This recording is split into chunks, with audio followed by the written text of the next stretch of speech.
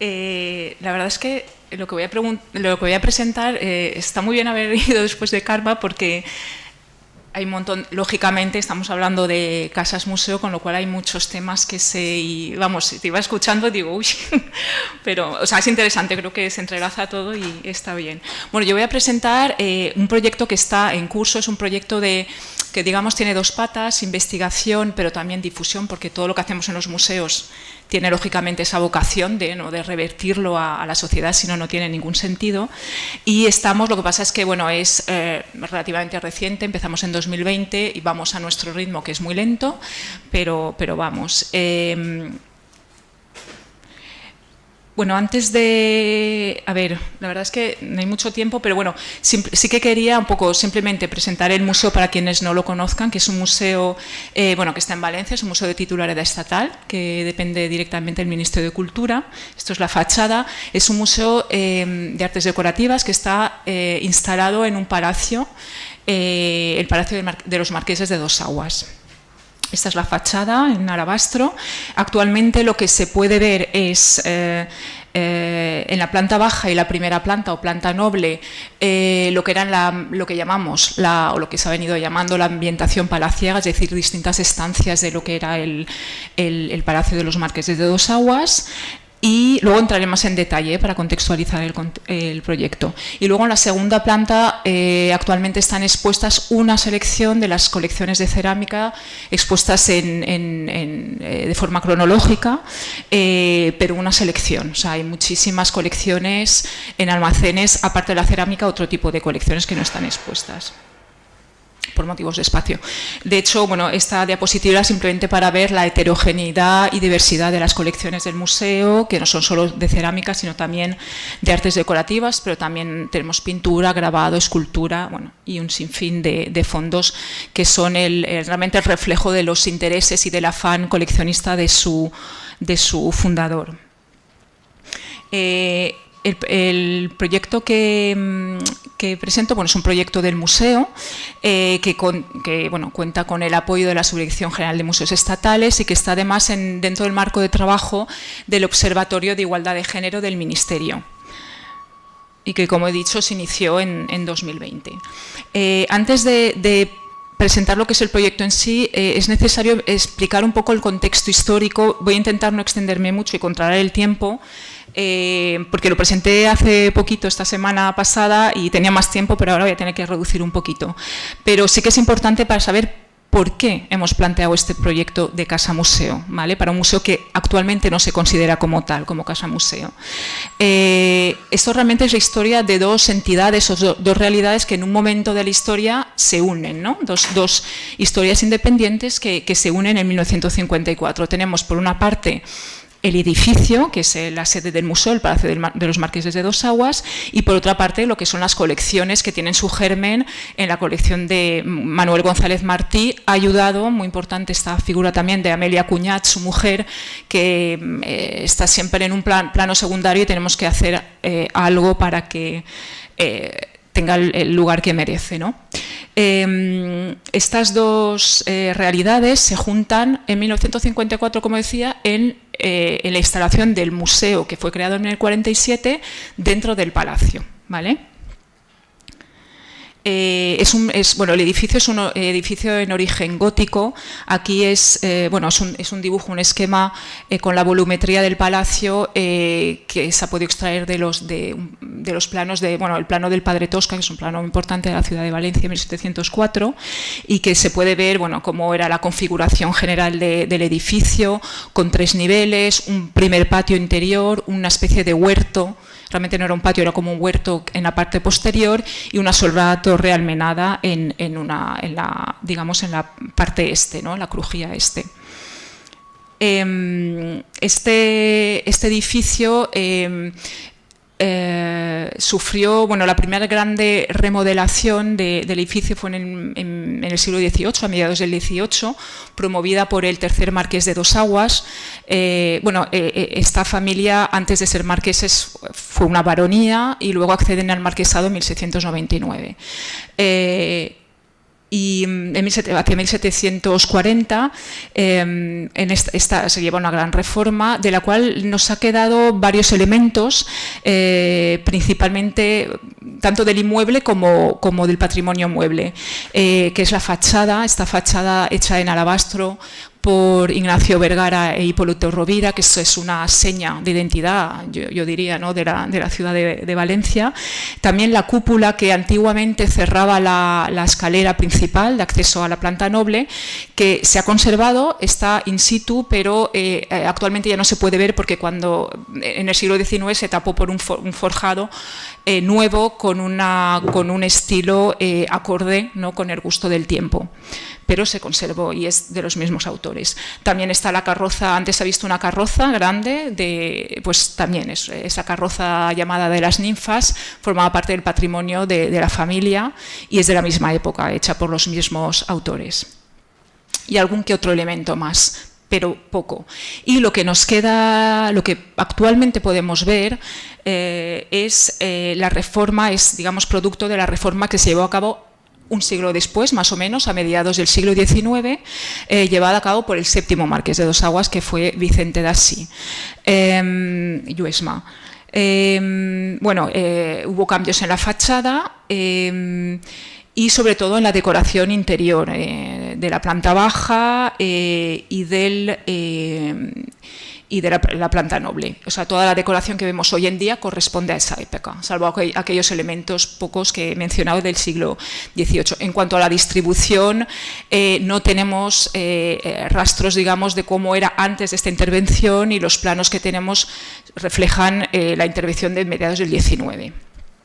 Aquí hay algunas imágenes de unas fotos tomadas pues hacia 1930, pero en las cuales se ve cuál era el estado de la casa en ese momento, antes de hecho que entrara en una fase de abandono, como podemos ver ahí, que fue a principios del siglo XX, por unos problemas también de sucesión, abandono, o sea, el palacio ya no estaba habitado, sufrió abandono, fue destinado de hecho a varios usos. Durante la Guerra Civil se construyó incluso un refugio antiaéreo en la parte, digamos, oeste, al oeste de lo que es el zaguán de entrada.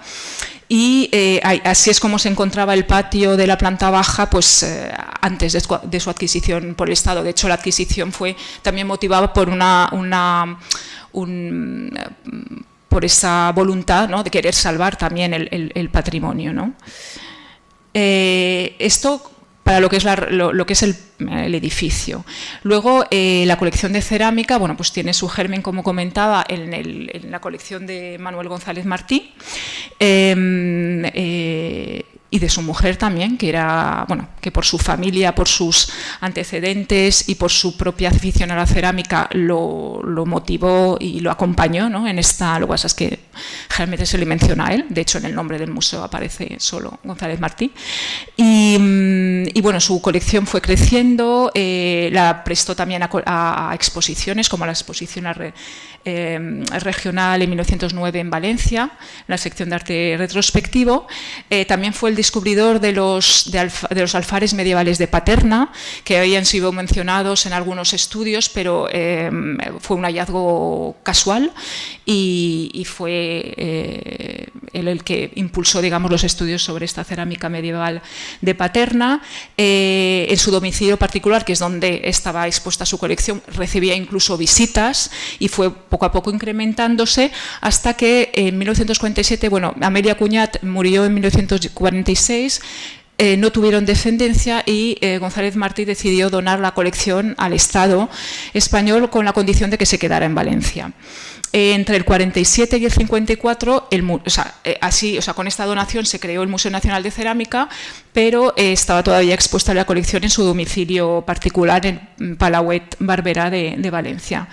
Y ya en el 54 es cuando se instala la colección en el Palacio de los Marqueses de Dos Aguas. Entre el 50 y el 54 hubo que hacer unas obras de adecuación del edificio para instalar esa nueva colección, y aquí podemos ver en estas dos imágenes del salón de baile el antes y el después, digamos, ¿no?, esta imagen, como comentaba, de los años 30, de cómo era el Estado en el siglo XIX, y esta imagen ya repleta, como podéis ver, de vitrinas con cerámica, el mobiliario, de hecho, parcialmente expuesto, pero parte de él no estaba. Bueno, estos son, el museo siguió creciendo. De hecho, se construyó incluso un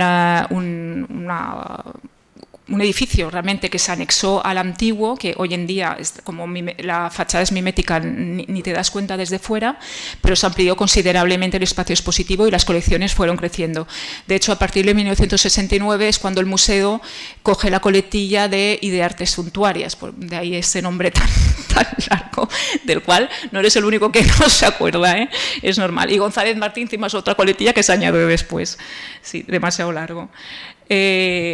Y ya entre los años 90 y 98 estuvo cerrado el museo, hubo otra reforma, durante la cual sí que es cierto que se recuperó, de alguna manera, se restauró, muy importante también, pues eso, en general todo el museo, pero sobre todo centrándose en la planta noble, que como podéis ver está ampliamente decorada y había muchísimo patrimonio que recuperar, ¿no?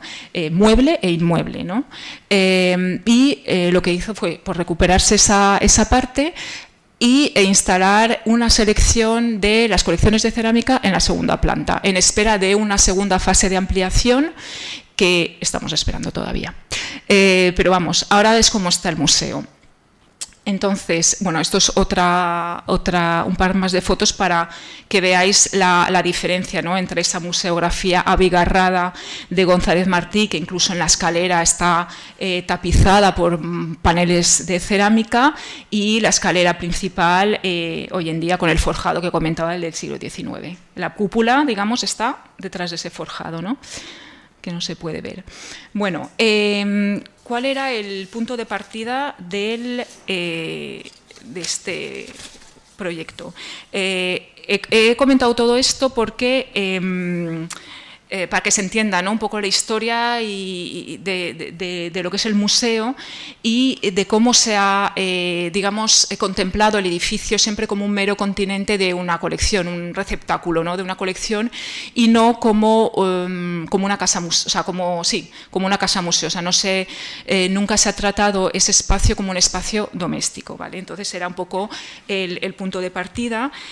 Por otra parte, durante las reformas que comentaba de los años 50, antes de que se abriera como museo el edificio, se realizaron una serie de reformas, claro que eran necesarias, ¿no?, pero que también, desgraciadamente, modificaron la distribución de las estancias, o parte de ellas se destruyeron cosas y se han perdido cosas. Y todas aquellas partes que se consideraron, y aquí volvemos al tema un poco de los valores, ¿no?, que atribuimos a los objetos, que atribuimos a los espacios, aquellos espacios que se consideró en ese momento que carecían de valor, pues ¿por qué? Pues porque estarían poco decorados. Hemos visto que esta decoración no lo he comentado, pero una decoración muy ecléctica, ¿no?, muy historicista, propia de mediados del siglo XIX, había espacios que no estaban decorados de esa manera, lógicamente. Pues esos espacios se han perdido, ¿no? O sea, su configuración original y su estado original ya no se conserva.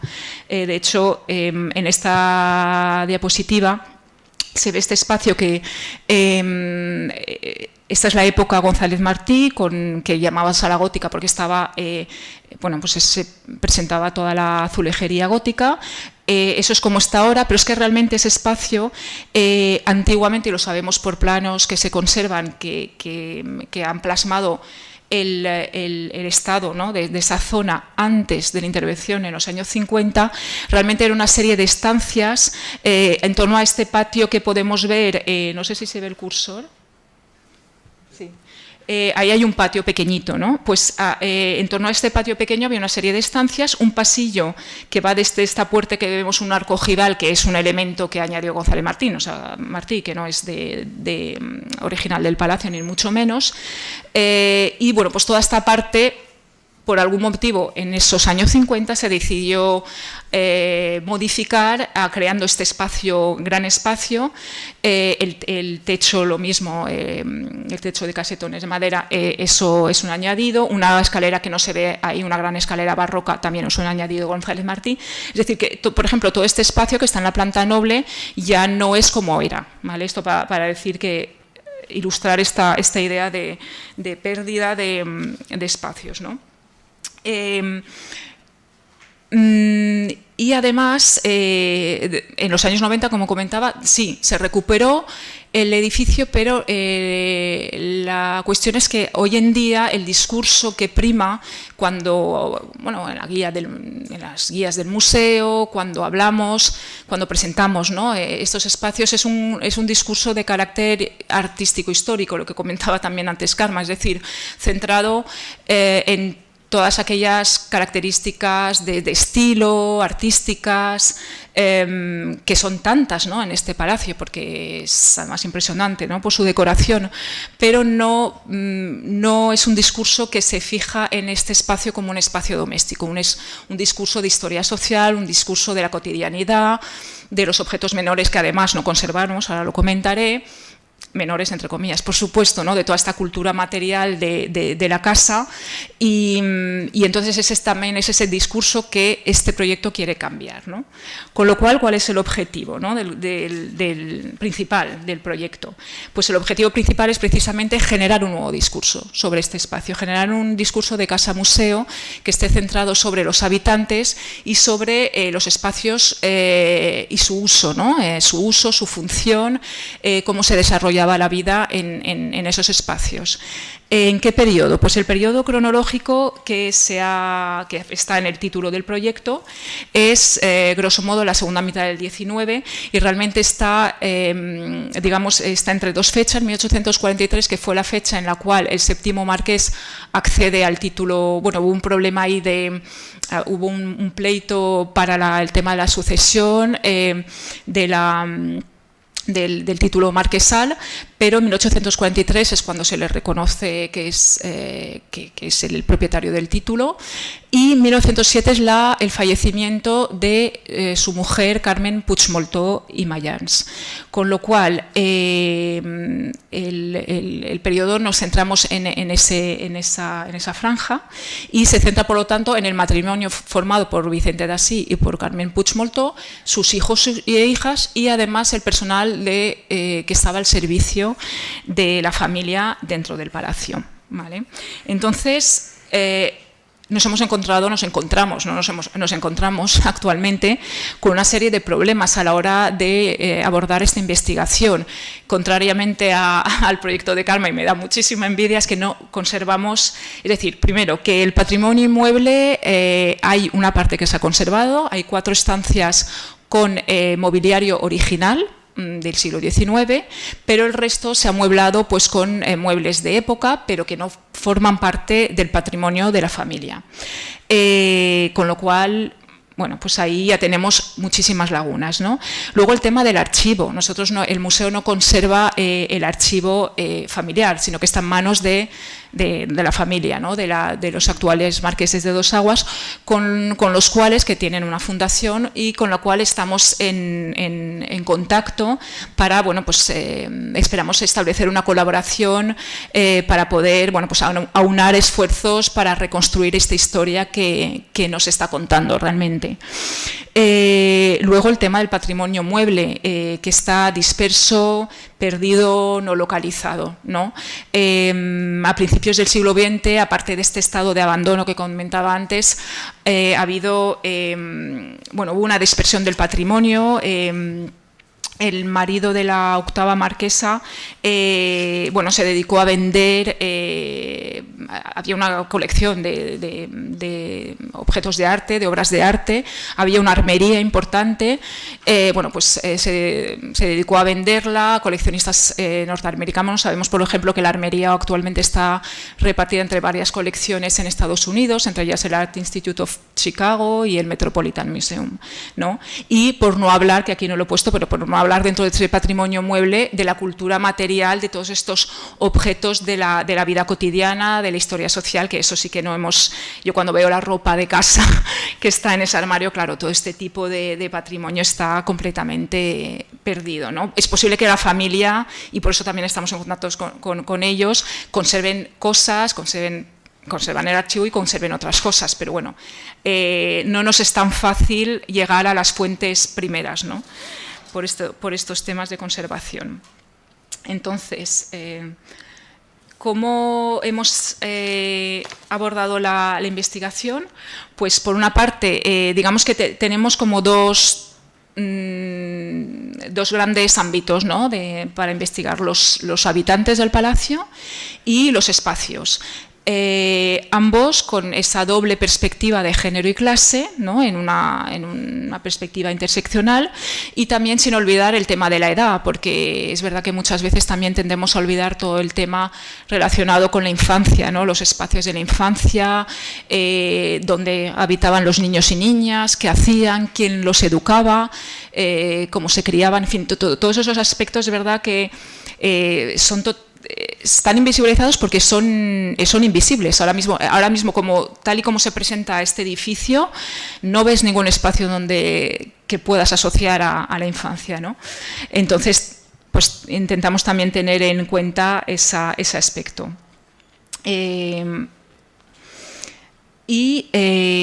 Bueno, pues a la hora de, hemos dicho, aplicamos esa doble perspectiva de género y clase, y claro, a la hora de pensar, bueno, y de qué premisas partimos, ¿no? Porque cuando hablamos de espacio doméstico y hablamos de género, pues la gente igual tiende a pensar género igual mujer, espacio doméstico igual a fregar, ¿no? Lo decimos porque nos ha pasado, o sea, no lo estoy diciendo por decirlo, sino porque nos tocó un poco reflexionar sobre esto, porque parecía que generaba una cierta confusión, o podría generarla, ¿no? Entonces pensamos, bueno, pues vamos a reflexionar y vamos a explicar qué queremos decir con esto, ¿no? Y realmente se trataba partíamos de esa división, ¿no? Entre esfera pública y privada, de la cual se ha hablado mucho, se ha publicado muchísimo, pero que creo que hay que cuestionar y matizar también, ¿no? Y no tomarla, digamos, al pie de la letra, porque es verdad que el siglo XIX fue el momento en que se acaba por cristalizar esa separación, pero hay que matizarla. Entonces, aquí hay una serie de premisas que iré comentando. Primero, que el espacio doméstico no es solo el espacio asignado a todas las mujeres, es decir, Gerda Lerner, que es una historiadora feminista, fue la primera en introducir también esta perspectiva de clase unida a la de género, es decir, sí, la casa era el espacio que se asignaba a las mujeres, pero a las mujeres de cierta clase social, a las mujeres de una clase social media alta, porque las mujeres que necesitaban trabajar fuera de casa, pues tenían que trabajar fuera de casa, ¿no? Eso por una parte. A ver que no me pierdan mis... Aquí está. Sí, por otra parte también, además, estas mujeres que tenían que trabajar fuera, bueno, aquí he traído una imagen, ¿no? Que además me gusta mucho porque son mujeres que están trabajando fuera, en el espacio, en este caso público, ¿vale? En una tabacalera, pero que además están cuidando, ¿no? a los hijos, ¿no? Con esa doble función, digamos. Entonces, esta sería la primera premisa. También hay que pensar que una cosa eran los preceptos, es decir, todo aquello que, digamos, se esperaba, la sociedad esperaba que las mujeres hicieran, y que se ve muy bien plasmado en todos los manuales de urbanidad que proliferaron tanto en el siglo XIX, y otra cosa eran las prácticas, porque, pues eso, una cosa es lo que decían, lo que tenían que hacer las mujeres y también los hombres, pero otra cosa es lo que realmente estaban haciendo, y habría que investigar también si había resistencias, si había negociaciones, o de qué manera las mujeres mujeres hacían frente, digamos, a estos preceptos o a todo esto que se esperaba de ellas. Es decir, hay que matizar muchísimo las cosas y no tomarlas quizás tanto al pie de la letra. Luego también pensar que el espacio doméstico no era solo un espacio habitado por las mujeres, lógicamente era un espacio que también habitaban hombres, estaban los hombres de la familia. Entonces, en el proyecto se pretende explicar tanto esos espacios de uso común como espacios de uso exclusivamente femenino, espacios de sociabilización femenina, como aquellos espacios también de sociabilidad masculina que los había, y además muy concretos, muy estipulados en el siglo XIX, ¿no? El fumoir, en la sala de billar, por ejemplo, el despacho, y luego había espacios de uso mixto. Luego, el espacio doméstico no es un espacio donde las mujeres solo realizan tareas de carácter doméstico. Hay que pensar, y aquí hablamos, introducimos otra vez el tema de la clase, que las mujeres, digamos, de la familia, ¿no?, propietaria, las mujeres de clase alta, no son las que ejecutaban los trabajos que consideramos domésticos, ¿vale?, de mantenimiento de la casa y demás, sino que también ejercían funciones de carácter social. Hemos visto antes el salón de baile. El salón de baile era el espacio, de hecho es la sala más grande de esa primera planta, y era el espacio social por excelencia, de representación social por excelencia, donde tenían lugar los bailes, que como sabemos era un evento social importantísimo en el siglo XIX, ¿no? Y las mujeres también estaban allí. Y también hay espacios de recogimiento, espacios de estudio, espacios donde redactar correspondencia. La correspondencia era ahora ya no, porque ahora lo hacemos todo por correo, pero claro, la correspondencia tomaba tiempo, ¿no? Y había que escribir. Entonces está, por ejemplo, el espacio del boudoir, que realmente en origen es un espacio de aislamiento para la mujer, de recogimiento, para realizar sus actividades. Y luego es verdad que ha sido muy, yo creo que, ¿cómo decir? Sí, denostado. O sea, se ha hecho una relectura, en este caso a la inversa, machista de ese espacio, reduciéndolo únicamente a un tema de aseo personal, de higiene, de belleza, de cosas mucho más livianas, pero era un espacio realmente también de estudio para la mujer y para recibir visitas cercanas. El espacio doméstico no es solo un lugar de trabajo no remunerado, y aquí introducimos la perspectiva de clase. En el palacio también vivían muchísimas personas que estaban al servicio, que estaban empadronadas ahí, ahora lo veremos, al servicio de la familia, mujeres y hombres que trabajaban, que era realmente su trabajo. Y también el proyecto lo que pretende es, pues, investigar sobre estas relaciones entre la familia y el personal de servicio, sobre los tipos de remuneración, sobre las jerarquías que también existían dentro del propio personal de servicio, porque las había. Y finalmente el trabajo doméstico, esto ya es para darle una última vuelta de tuerca al asunto, no es inferior al trabajo público, porque estamos siempre, estábamos hablando en este sentido, pero es que realmente lo que hay que revalorizar, y volvemos al tema de los valores, ya no solo los objetos, sino todo ese trabajo, todas esas actividades que siempre, esto está cambiando poquito a poco actualmente, ¿no?, con la teoría del care, los cuidados y todo esto, pero todas estas actividades que han sido menos valoradas. ¿Por qué? Porque ejercidas por mujeres, invisibilizadas y no remuneradas frente a ese trabajo público de los hombres remunerado, realmente es un trabajo importantísimo, porque es el trabajo de los cuidados, el trabajo que permite que la vida continúe, ¿no? La higiene, la preparación de alimentos, el cuidado, la crianza de los hijos. Fatal, ¿no?, de tiempo. Vale, pues...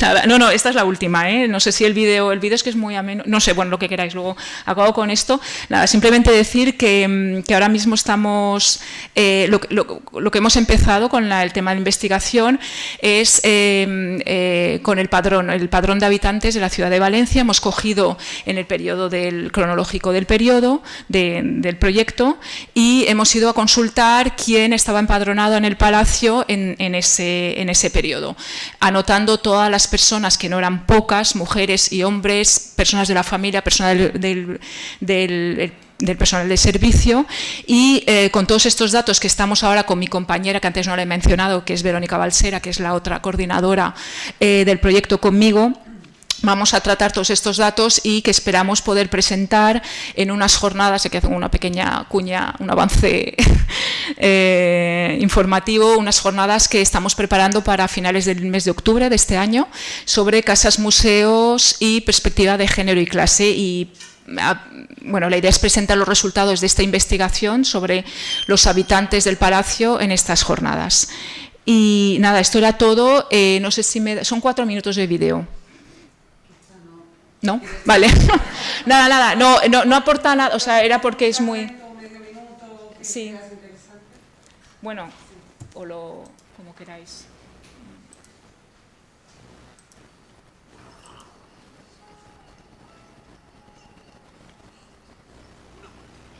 No se oye, ¿no?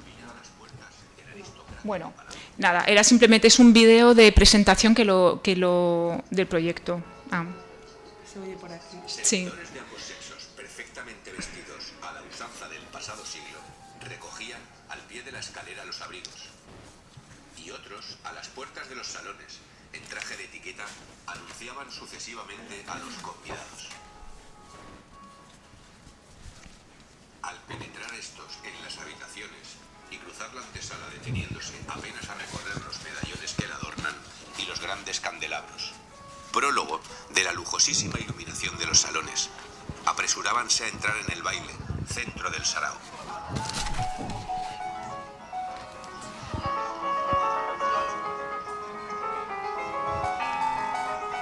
Sencillamente decorado de blanco y oro, alumbrado por esbeltas estatuas de bronce, en cuyas manos ardían millares de luces.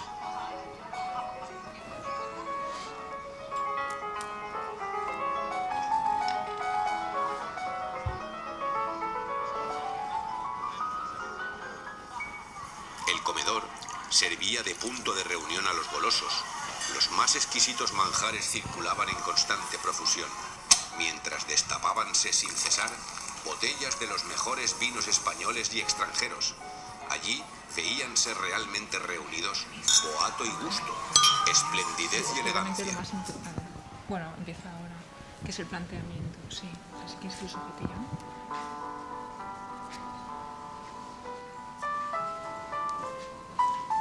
La prensa de la época se hacía eco de la fiesta celebrada por los marqueses de Dos Aguas en 1867. Un gran baile para un palacio repleto de lujo y boato. Reflejo del esplendor económico y social de la familia. Pero, ¿cómo era la vida cotidiana de la familia y del personal a su servicio? ¿Dónde estaban las cocinas, las caballerizas o las habitaciones del personal doméstico? ¿Cómo eran las habitaciones infantiles? ¿Cuál fue el papel de las mujeres que vivieron aquí?